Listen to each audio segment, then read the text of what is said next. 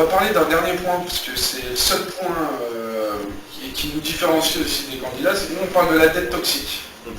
Cette fameuse dette toxique qui pourrit les finances de notre ville. Est-ce que tu peux en dire deux mots, parce que ça touche les impôts de nos citoyens, donc c'est quand même très important. Pourquoi vous payez autant d'impôts? C'est en grande partie à cause de la dette toxique.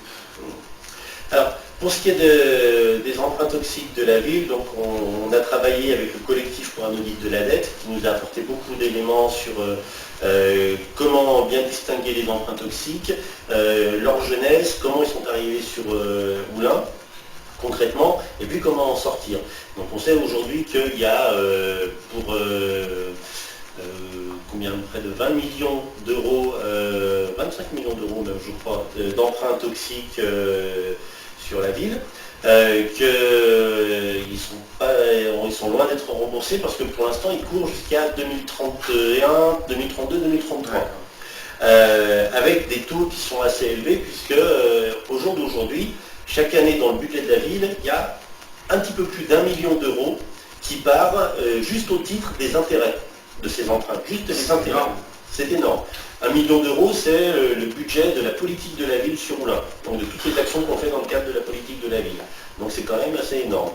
Ce qu'on sait, nous, c'est que malgré ce qui a été dit, les différentes mesures, on nous a parlé d'une date butoir, une date à laquelle on ne peut plus faire de recours, on nous a parlé aussi du nouveau plan de la nouvelle loi de finances du gouvernement qui permettrait aux collectivités de rembourser ces emprunts à condition qu'elles ne fassent pas de recours.